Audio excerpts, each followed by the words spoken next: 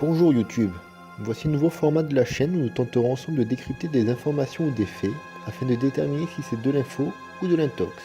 Votre avis sera bien sûr très précieux en commentaire et compléteront les recherches que j'aurai effectuées.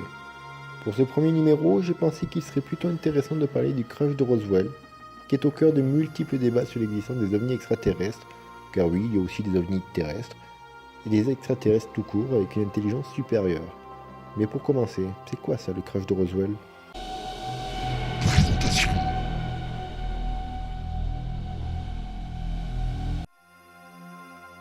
Après une petite recherche Google, on tombe de suite sur Wikipédia, qui présente l'affaire comme étant l'écrasement au sol, près de Roswell au Nouveau-Mexique, aux États-Unis, d'un ballon sonde ou d'un ovni. L'affaire se passe en juillet 1947 et les versions s'affrontent. Le gouvernement américain explique l'écrasement d'un ballon sonde ultra secret destiné à espionner les expériences nucléaires militaires soviétiques. Les partisans de la thèse extraterrestre soutiennent eux que les plaques retrouvées est celle d'un ovni extraterrestre récupéré et dissimulé par les militaires. En tout cas, les partisans de la thèse extraterrestre et du complot visant à masquer les preuves sont très nombreux, et les témoignages des soutenants pleuvent tellement que l'affaire Roswell est devenue l'une des plus célèbres manifestations hypothétiques d'extraterrestres. Mais alors, qui est plus dans la vérité? On ne va pas de suite parler des circonstances du crash, mais des événements le précédent afin d'avoir une meilleure vision de cette affaire.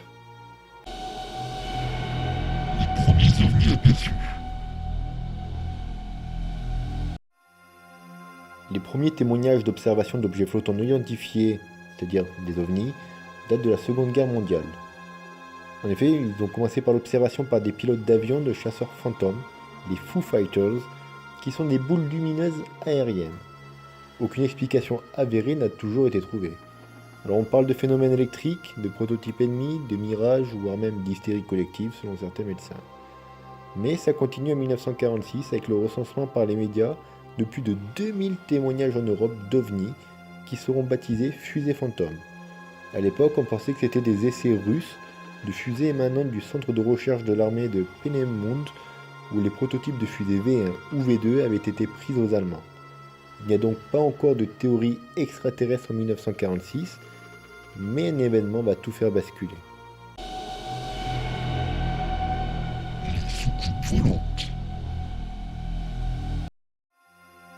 Le 24 juin 1947, Kenneth Arnold, pilote de l'air américain, a vu dans le ciel, sans pouvoir l'identifier, 9 objets volants en forme de galets plats très brillants et très rapides, volant du mont Rainier vers le mont Adams. Chaque objet faisait entre 12 et 15 mètres et avait une vitesse de 1800 km/h d'après ses estimations. Il déclare tout ça le 26 juin 1947 sur les ondes d'une radio de l'Oregon et déclare que ces objets volaient comme des oies, un mouvement sautillant comme celui d'une soucoupe ricochant sur l'eau. Oui, une soucoupe ricochant sur l'eau. Et là, je ne sais pas si vous connaissez le principe du téléphone arabe, mais c'est exactement ce principe-là qui s'applique. Ces soucoupes ricochantes se transformèrent rapidement en soucoupes volantes par la presse, et nous gardons toujours aujourd'hui ce terme pour parler d'OVNI. Alors on aurait pu en rester là, mais une vitesse de 1800 km/h, calculée par un pilote de l'air sachant tout à fait mesurer le temps nécessaire pour passer d'un point A vers un point B, ça choque. Car même si aujourd'hui un avion comme le Falcon atteint 20 920 km/h, à l'époque dépasser les 800 km/h, c'était déjà super beau. Le témoignage de Kenneth Arnold eut donc un retentissement considérable et fit se déplacer sur les lieux beaucoup de monde. Alors des curieux bien sûr, des journalistes forcément, mais aussi des agents du FBI et du renseignement militaire. Cette affaire enclenchera une controverse parascientifique considérable où on va soupçonner l'existence de prototypes secrets, qui sont américains ou russes, mais on va aussi parler de visites de la Terre par des extraterrestres pour la première fois. Et c'est d'ailleurs à partir de ce moment-là que les témoignages de soucoupes volantes vont être de plus en plus importants. On peut donc se poser la question suivante. Est-ce que les témoignages de soucoupes volantes ont lieu après l'affaire Kenneth Arnold par effet de foule? Ou est-ce qu'ils ont lieu? Est-ce que c'est vraiment à ce moment-là que des extraterrestres visiteraient la Terre?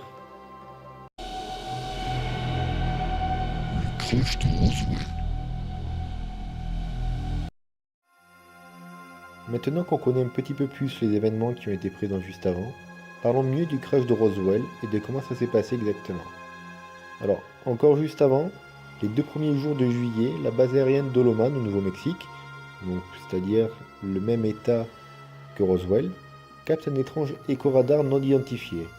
Le 5 juillet 1947, des centaines de témoins signalent l'apparition de disques volants dans les ciels de l'Oregon, l'Idaho, la Louisiane, le Michigan et la Pennsylvanie.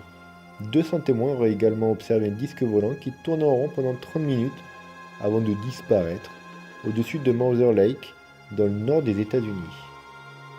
En revenant le 3 juillet 1947, des débris éparpillés sur Terre sont découverts par le fermier William McBrazel, qu'on va appeler William, ça sera un petit peu plus rapide, qui avait d'ailleurs entendu un violent orage la veille.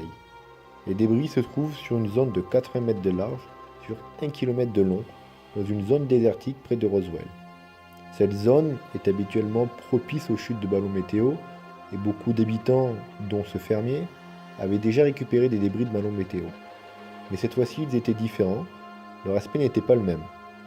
William décide alors de les montrer à ses voisins, la famille Proctor, les plus proches, qui lui conseille de contacter le shérif de Roswell pour lui parler de sa découverte. Découverte qu'il trouvait vraiment étrange. Il ne lui dit pas seulement d'ailleurs qu'il avait découvert des débris, qui n'étaient pas communs, il lui annonce carrément qu'il pense avoir découvert une soucoupe volante. Le shérif contacte alors de suite le major J.C. Marcel, de la base de l'armée de l'air la plus proche, et un homme en civil vint alors pour chercher les débris que William avait ramassés. Après plusieurs heures de recherche afin de trouver les autres morceaux, ils essayèrent de réassembler l'engin mais n'y arrivèrent pas. Les débris se composaient de bouts de caoutchouc, d'aluminium, de feuilles d'étain, d'un papier plutôt dur et de barres. Cependant, aucun signe de métal pouvant appartenir à un moteur, ni aucune trace de propulseur composant un ballon habituellement, ne fut retrouvée. Il n'y avait aucune inscription particulière sur les débris, si ce n'est a priori quelques lettres sur certaines parties. Aucune corde, aucun fil n'était visible, juste des œillets dans le papier indiquant que quelque chose aurait pu y être attaché. Il n'y a donc aucune preuve dans les débris retrouvés qu'ils appartiennent à un ballon sonde, mais aucune preuve non plus qu'ils appartiennent à une soucoupe volante extraterrestre, en tout cas a priori. Cependant, le 8 juillet, le colonel Blanchard ordonna de boucler le périmètre du crash, et William est embarqué dans un avion dans une opération de reconnaissance aérienne afin de retrouver d'éventuelles traces ou voire même de corps. C'est alors qu'un deuxième lieu d'impact fut trouvé, où se trouvaient d'ailleurs des civils en pleine observation des débris et de corps humanoïdes. Grady Barnett, qui était apparemment connu comme étant une personne très respectable, est arrivé à l'endroit en même temps qu'un groupe d'étudiants en archéologie et a eu le temps d'observer ce qui s'y trouvait avant que les militaires interviennent et les chassent. Il aurait déclaré avoir vu un vaisseau et 4 créatures étranges, bien que les militaires aient ordonné de ne rien dire. Le récit de Barnett étant précis et détaillé, il semblerait ne pas avoir été inventé, et je dis bien il ne semblerait pas. Maintenant, intéressons-nous à la communication en parallèle. La communication. La communication interne au sein des services du gouvernement est bien sûr assez floue. En effet, il y aurait eu un telex envoyé au bureau du FBI de Dallas le 8 juillet, indiquant que le disque était hexagonal, suspendu à un ballon de 6 mètres de diamètre par un câble. Le telex indiquant aussi qu'il aurait été dit au major Curtan que l'objet trouvé ressemblait à un ballon météo à haute altitude équipé d'un réflecteur radar, mais que personne n'était capable d'affirmer que la conversation téléphonique l'indiquant eut bien lieu. En gros, ce telex dit qu'il ne savait rien du tout. C'est le lieutenant Walter O. de l'armée de l'air de Roswell qui fera le premier communiqué de presse en annonçant qu'ils ont récupéré un disque volant écrasé près d'un ranch. Voici le communiqué exact. Les nombreuses rumeurs faisant état d'une soucoupe volante sont devenues réalité hier lorsque le service des renseignements du 509e escadron de l'Air Force de la base de Roswell a pris possession d'un disque grâce à la coopération d'un rancher et du bureau du shérif du comté de Chavez au Nouveau-Mexique. L'objet volant a atterri dans un ranch près de Roswell durant la semaine dernière. Sans téléphone, le rancher a conservé le disque jusqu'à ce qu'il puisse contacter le bureau du shérif qui informa le major J.C. A. Marcel du 509e escadron de l'Air Force. Une action fut immédiatement lancée et le disque fut récupéré au domicile du rancher. Il a été examiné à la base de Roswell puis transmis à des plus hautes autorités. Voilà donc le communiqué de presse par le lieutenant. Mais le lendemain, le brigadier général Ramey de la base de Fort Worth, où sont étudiés les débris, publiera un rectificatif en indiquant que le disque n'était qu'un ballon sonde. Étrangement, afin de le prouver, une conférence de presse fut carrément organisée afin de présenter aux journalistes les débris. Assez étrange tout de même tous les moyens qui ont été déployés pour juste présenter des débris d'un ballon sonde. Voilà, c'est comme si quelque chose cherchait à être caché derrière vraiment un très gros mensonge.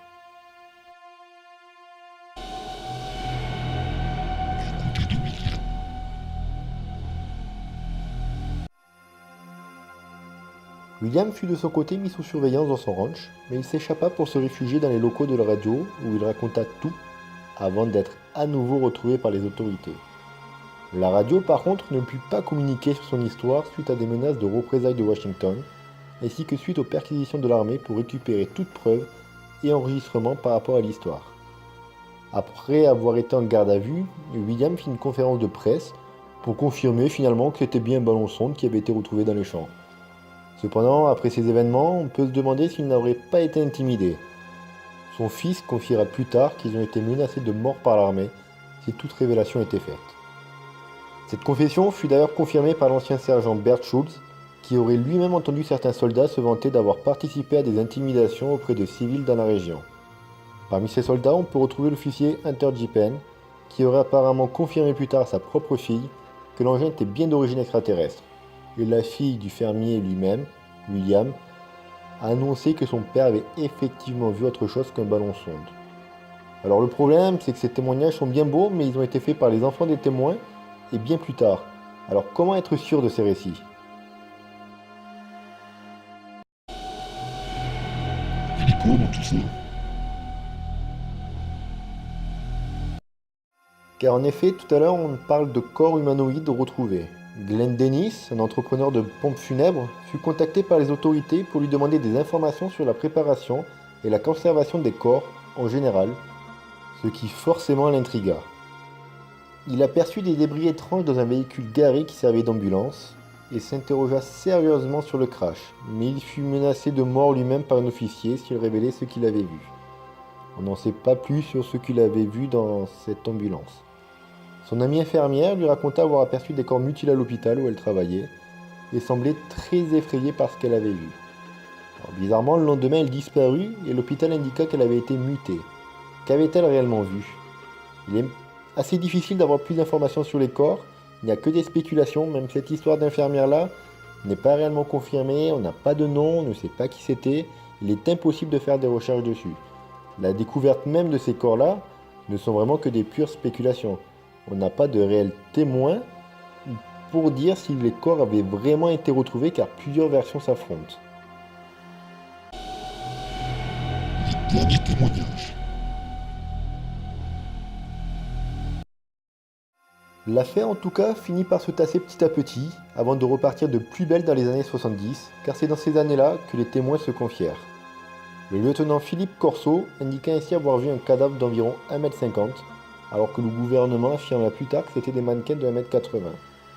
Cependant, les experts affirment que les mannequins utilisés dans les engins ne l'ont été qu'à partir de 1953.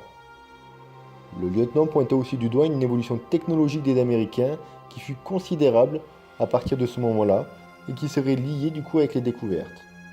En 1978, le major Jesse Marcel, dont on avait parlé tout à l'heure, qui avait donc participé à l'affaire Roswell, raconta à Stanton Friedman, un ufologue, que les débris ne ressemblaient à aucun matériau existant à l'époque.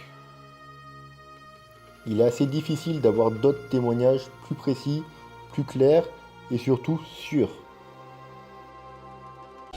Là-dessus, ils ont cumulé tout. En juillet 1995, la commission d'enquête parlementaire publie un rapport indiquant que les documents concernant la base aérienne de Roswell en 1947 ont été détruits 40 ans auparavant par un ordre supérieur, mais sans pouvoir identifier qui l'avait émis.